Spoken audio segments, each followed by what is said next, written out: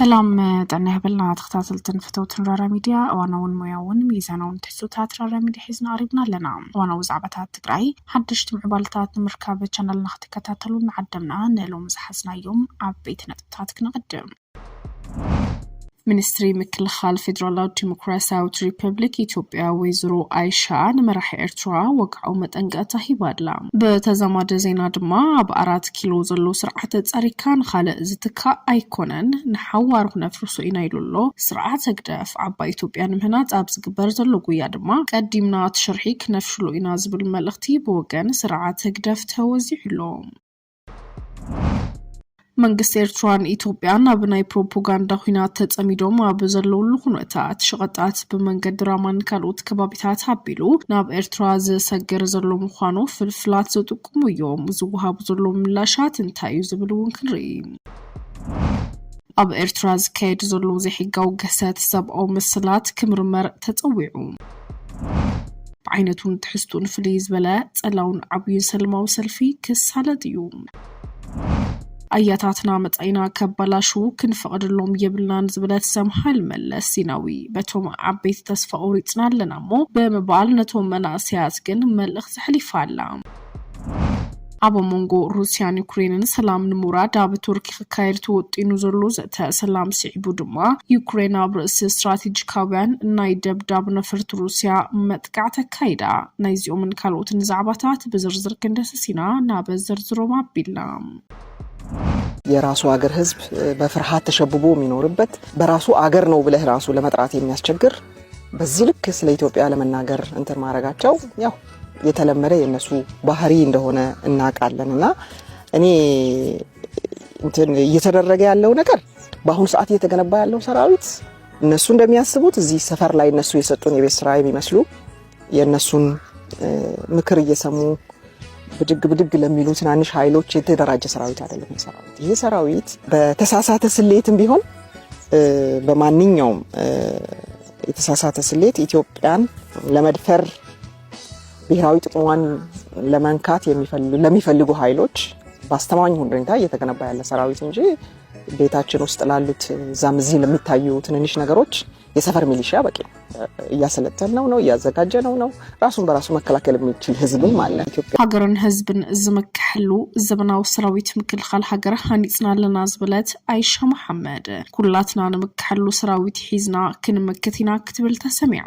ንምክሐሉ ሰራዊት ሒዝናልና በባል ዘረብ አብት ምክሕተት ጅምርታ ሚኒስተር ምክልኻል ካብ ዝፍኑ ዝኾኑ ዓይነት መጥቃዕቲ ዝከላኸል ሰራዊት ሃለና ክትብል ያተዛረበ ጽብጽባ ሀገራው ለውጢ ሰራዊት ምክልኻል ሓዊሱ ኣብ ትከላት ጸጥታን ድሕንነትን ዕውት ሪፎርም ከም ዝተገብረ ብምሕባር ውትድርና ጀጋኑ ዝመርጽዎ ንሉዓላዊ ሓድነት ሃገር ዋጋ ዝብሉ ዝተኸበረ ሙያ ምዃኑ ያትሕብር በዘበናዊ ቴክኖሎጂን ስነ ምግባርን ዝተሃነጸ ሃገርን ህዝብን ዝመክሐሉ ፕሮፌሽናል ሰራዊት ምክልኻል ሃገር ሃኒጽናለና ዝብለት አይሻ መሐመድ ዓለም ለኸ ሜላታት ኩናት ከም ዝተለወጡ ብምሕባር ሰራዊት ምክልኻል ኢትዮጵያውን ዘበናዊ ዕድቂ ብምምላት ቃልዓነት ሃገር ክተርፍ ዘኽእል ዘተዓማምን ሓይሊ ምግባር ተኸኢሉ ያትብል ኣብ ልዕሊ ኢትዮጵያ ካብ ዝኾነ ኣንፈት ዝፍኖ መጥቃዕቲ ብርሑቕ ዘትርፍን ዝምክትን ሓይሊ ምድሪ ሓይሊ ኣየርን ሜካናይዝድ ሓይሊ ባሕሪ ፍሉይ ወፍሪ ሓይሊ ሳይበርን ከም ዝተሃነጸ ብምግላጽ ድማ ንመንግስቲ ኤርትራ እውን መጠንቀቕታ ሂባላ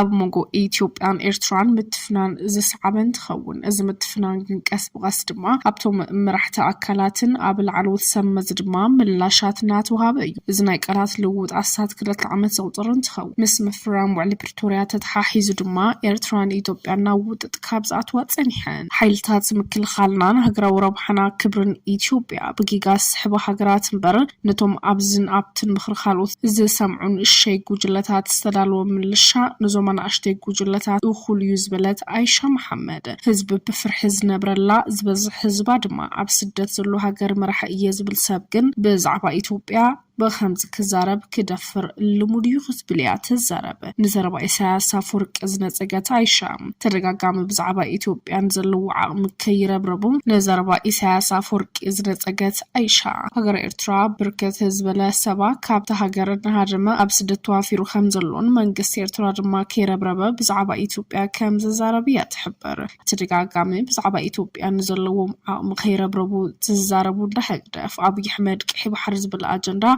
كاب زارب جميرو بغلات استخشن ملختات نام منقص فيدرال كل خون زتنحو يوم نزعي بدما منستر مكل خال فيدرال ديمقراطية ريبابليك إثيوبيا زغنات ويزرو عائشة محمد وقعو متنق تهون هي بازلا أبز عباو ضد إرتران إثيوبيان كيوت أنا دما أب 4 كيلو زلو سرعة طريقة نخالق متكا زي كونس نحوارو كنفرسو إنايلو له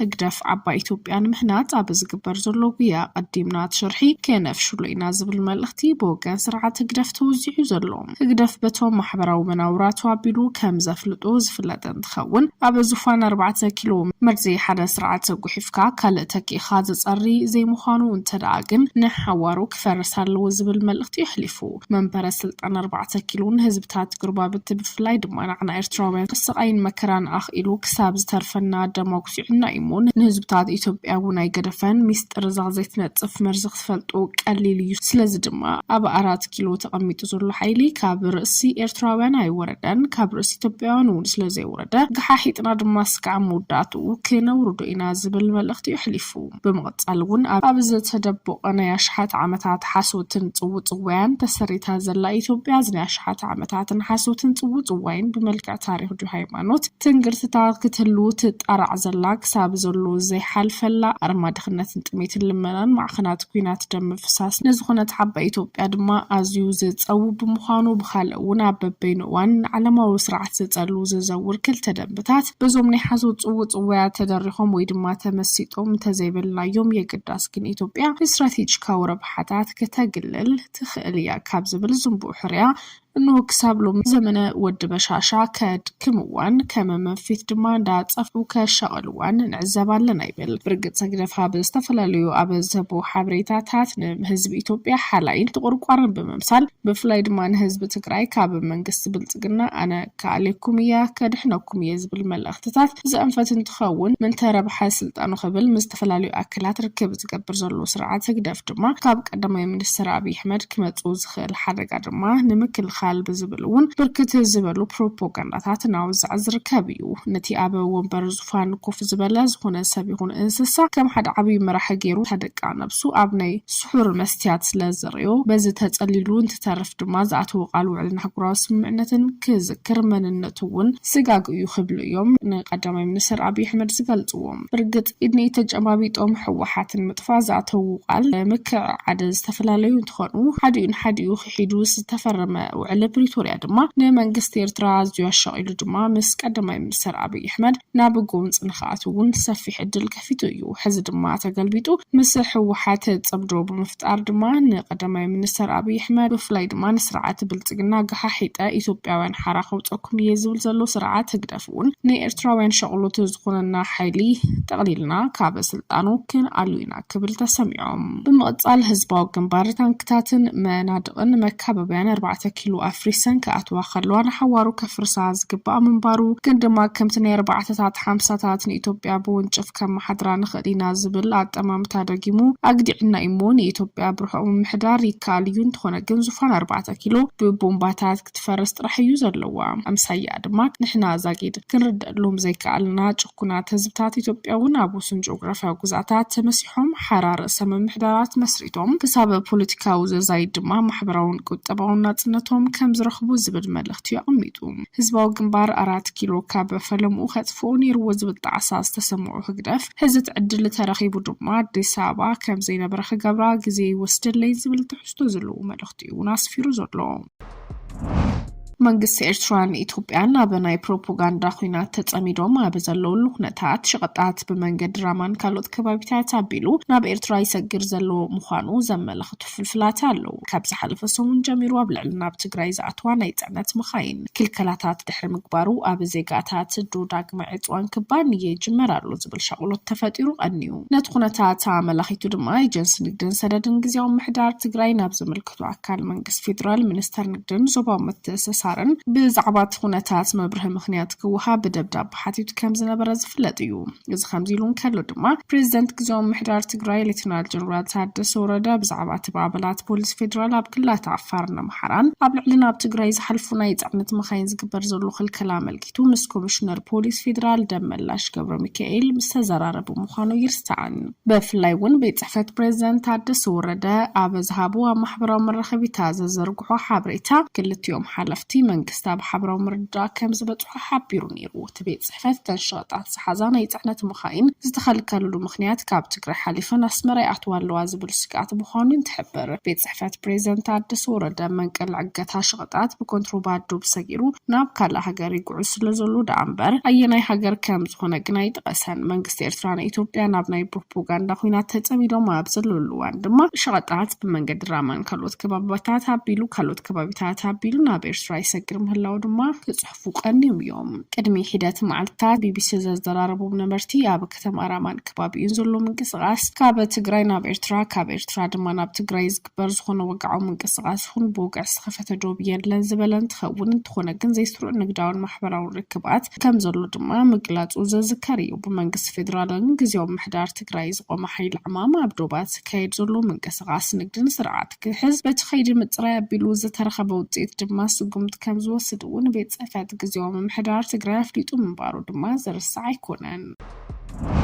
ኣብ ኤርትራ ዝካየድ ዘሎ ዘይሕጋዊ ገሰት ሰብኣዊ መሰላት ክምርመር ተጸዊዑ መሰል ተጣባቕቲ ጋዜጠኛታት ዝኾነ CPJ ካልኦት 31 ዘይመንግስታዊ ማሕበራት ውድብ ሕብራት ሃገራት ንመንግስቲ ኤርትራ ብገሰት ሰብኣዊ መሰላት ከሲሰን ኣብቲ ሃገር ዝካየድ ዘሎ ገሰት ሰብኣዊ መሰላት ክምርመር ዝጸውዓ እንትኾና ኮሚቴ ምክልኻል ጋዜጠኛታት CPJ ድማ 31 ዘይመንግስታዊ ማሕበራት ባይቶ ሰብኣዊ መሰላት ሕብራት ሃገራት ኣብ ኤርትራ ከቢድ ገሰት ሰብኣዊ መሰላት ኮኒነን ዘለ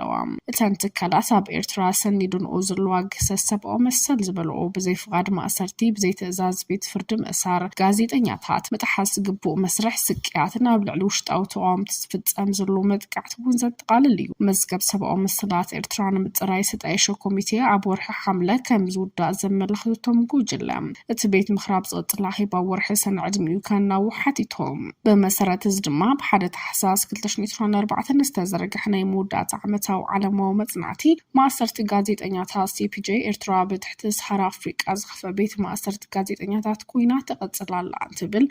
16 ጋዜጠኛታት ብዘይ ክስ ዝኾነ ብዘይ ፍርዲኦም ተኣሲሮም ካብዚኣቶም ድማ 13 ካብ 1993 ጀሚሮም ኣብ ቤት ማእሰርቲ ዝርከቡ እዮም ኣብ 2024 ንኹነታት ሰብኣዊ መሰላት ኤርትራ ንምግምጋም ነቲ ኮሚቴ ክመርሑ ዝተመዘዘ መሐመድ ዓብደል ሰላም ባቢከር ድማ ኣብቲ ሃገር ብዛዕባ ዝፍጸም ኢደውንናዊ ማእሰርቲ ግዱድ ምጥፋእ ስክፍታታቱ ብምግላጽ ኣብ ኤርትራ ቤት ማእሰርቲ ዝርከቡ ጋዜጠኛታት ኣብ ዓለም ካብ ዝነውሐ ግዜ ዝተኣሰሩ ጋዜጠኛታት ምዃኑን ኣመላኺቱ ኣብ ትግራይ ብዓይነቱን ትሕዝቶን ፍልይ ዝበለ ጸላው ዓብዪ ሰላማዊ ሰልፊ ካየድ እዩ ንዝሓለፉ 2 ዓመታት ይኣክል ዝብሉ ሰላማዊ ሰልፍታት ክሳለጡ ዝጸንሑ እንትኾኑ ብፍላይ ድማ ኣብ እዋን ፕሬዝዳንት ጌታቸው ረዳ ኣብ ስልጣን ኣብ ዝጸንሐለዋን ተመዛበልትና ብመረበቶም ክምለሱ ዝሓትት ሰላማዊ ሰልፊ ብተኸታታሊ ክካየድ ዝጸንሐ እዩ ይኣክል 5 ክረምቲ ኣብ ኬንዳ ዝብል ዕላማ ዘለዎ ዝሰልፊ ትግራይ ከተማ መቐለን ኣብ ዋና ከተማ ስዊዘርላንድ ኣብ ጄኔቫ ብጥምረት ዝካየድ ምዃኑ ተፈሊጡ ጽንተታዊ ኩናት ወራር 2013 ስዒቡ ሃፍቶምን ንብረቶምን ተመንጢሎም በትመንነቶም ድማ ካብ መረበቶም ብሓይሊ ዝተሰቆቁ ኣብ ዝተፈላለዩ መዕቆቢ ካምፕታት ውሽጢ ዓድን ወጻእን 5 ክረምቲ ኣብ ከርፋሕ ናብራ ህይወት ዝርከቡ እዞም ግዳያት بزي قدمه خناتنا بمربتهم كملسون زጽውዕዩ ኣብ ልዕሊ ተፈራርምትን ኣካላት ዋዕላ ፕሪቶሪያ ብፍላይ ድማ ኣብ ልዕሊ ፌደራል መንግስትን ማሕበረሰብ ዓለም ጽዕንቶን ምፍጣር ብዝኽእል ዝካየድ ሰልፊ ምዃኑ እውን እቲ ማሕበር ድማ ሓቢሩሎ በመቐጻል እውን ጉዳይ ተመዛበልቲ ጉዳይ ኩሉ ትግራዋይ እዩ ብዝብል መንፈስ ኩሎም ኣብ መላእ ትግራይ ኣውሮፓ ዝነብሩ ተወለድቲ ምዕራብ ትግራይ ኩሎም ተጋሩ ፈተውቲ ትግራይ ብዝፈለማ ብውሽጢ ዓድን ወፃእን ብጥምረት ዝግበር ታሪኻዊ ሰልፊ ተረኺቦም ድምፆም ከስብዑ ድማ ጻውዒት እናቐረበ እዩ አያታትና መጣይና ካበላሹ ክንፈቅደሎም ይብልናን ዝበለት ሰምሃል መለስ ዜናዊ በቶም ዓበይቲ ተስፋ ኦሪጥናለና በመባል ነቶም መናስያት ግን መላት ተሕሊፋላ ንሕና መንእሰይን ወለድና ክንምርምር ይግባእ ነንባዕልና ክንመከር ይግባእ ነንባዕልና ደም ክንፋስስ ይብልናን ካብ ኩናት ወፃእ ግን ታሪክ ምስራሕ ይከኣል እዩ ትብል ዝበለት ሰምሃል መለስ ዜናዊ ኣብ ትግራይ ዘሎ ፖለቲካዊ ሕምስምስ ከም ዝሓፈረት እያ ትዛረበ ጽምዶታት ሰብ ንልምዓት ዘይኮንስ ንኹናት ዝግበሩ ክባት እዮም ዘለው እዚኦም ድማ ዛይዶ ምዃኖም እንተ ሰላም ልምዓት ኢሉ ዝጻመድ ሰብ ኮነ ኢሊት እውን ንርኢ ኣለና በል ኣብ ትግራይ ዘሎ ፖለቲከኛ እየ ዝብል ሓይሊ ነንባዕሎም ደም ክፋስሱ ዝኽእለሉ ባይታ ሳርሒ ዘሎ እንትኸውን እዚ ዘመላኽት ሓበሬታ ድማ ኩሉ ፖለቲከኛ እየ ዝብል ሓይሊ ናብ ሰላም ክመጽእ ዝኽእለሉ ዕድልና ጽበብ ይኸይዳሉ እዚ ስለዝኾነ ድማ መንእሰይ ሓይሊ ቀጻሊ ውሕስነት ባዕሉ ክመርጽ መጻኢ ባዕሉ ክውስን ከም ዝግባእና ተሓበረ ዝርከብ ናብ ኩናት ኣይናኣቱን መጻኢና ክበላሾይን ፈቅደን ዘብሉ ዘሎ መናእሰይ ናተብረኽቱ ኣብ ዝርከብሉ ሰዓት ድማ ሰምሃል መለስ እውን እንትኾነ ታያታትና መጻኢና ከበላሹ ክንፈቅደሎም ይብልናን ዝብል መልእኽቲ ሕሊፋላ خبلا زدلخو أفتم انتن تسفا قريص سلزلخو فتم عبيتي نتم منئسي بلغت خط حلال في دلي فقير كالي ببعلنا دم خنفاسس يبلنان جيجا يو إلنا آياتنا خل الرموم خل خل ألنا تاريخ السرح بقينات رح يخونه you know توباك ون حزن آبنت بهيب هوب بموسيقى عوي تاريخ سرحي قوم ون تاريخ تسرح تخيلها بهيب هوب براب تاريخ يسرح بس أوش سلام فينك بو ون تاريخ يسرح نا أفهمو زبها يترفنا أنجاز بها يترفنا أبو منغو روسيان يوكرين سلام لموراد أب تركيا كاير توطينو زرلو ذات سلام سيبو يوكرين أبرز استراتيجيكاوين نايدب داب نفرت روسيا مدقعت كايدا أبوشت قزعت روسيا تيا مدقعت زفنوت يوكرين استراتيجيكاوين نايدب داب نفرتي أعني زرلا التي بيرلو معلات كاير تحاسبو زنابرا زتا خميك خيدي خل زبل قناز تفلتنا قرزي لنتخون روسيا دما نتي بيوكرين زقات أمام مدقعتون قنا قبر ملسيها بتلون بلو معلات سوني كلتين حقرا سلام كوردا بزبل ኣብ ቱርክ ግዛትያ ቆጠር ሒዘን ዝነበራን እንትኾና ብትማልዕለት እቲ መጥቃዕቲ ተፈጺሙ ብመሰረት ጸብጻብ ማዕኸናት ዜና ድማ እቲ መጥቃዕቲ ድሮን ኣብ ዞባ ኤርኩትስክ ጥቃት ካልስለያ ሩስያ ኤፍኤስቢ ተደኩኑ ኣብ ዝርከብ መደበር ሓይሊ ኣየር በላያ ዝተኸይደ እንትኸውን በዚ መጥቃዕቲ ድማ ዛጊድ ቁጽረን ብልካ ዘይተፈልጠ ክሳብ ኒክለሳው ቦምብ ናይ ምዕጣቅ ዓም ዝነበረን تو إسران حموشن كمون تو إسران كلتن استبخال استراتيجيكاويان دبداب نفرتي تو تيسان حموشن كمون تو إسران كلتن استراتيجيك بومبر كم زعنا وقيتا فريدو زلوم بزمت كعتي شوعات السبعتك مدخلوك سابر بعنا نفرت خوينات دما عنين اللوام بوغن روسيا جن قدر قدات كم زي لا كابنا فرتجن زورة حادق كم زلوا يتفلتوا يوكرين زي على بصاريت زي سيمت تو متقعت تفتم كان لحصر شمن تعورح كم زو سدلانة نتندرونات دما أب كونتينرات حبيئة سلب تحت تعذبتي ناب كبابنا يحيل عير أصليقا كم زبط صحت بالحري دما بروحو بمئزاز ريموت بمئزاز نتسرحيت كم زفتو مطويات قليتو زلوا تختاتلتن فتوتن رارا ميديان ولوم زحزنا يوم حبريتات زيوم يمسلو نيروم وانا زينان حبريتان رارا ميديان مركب چانالنا لايك شير سبسكرايب تقبرو نعدم رارا ميديا تبب مرح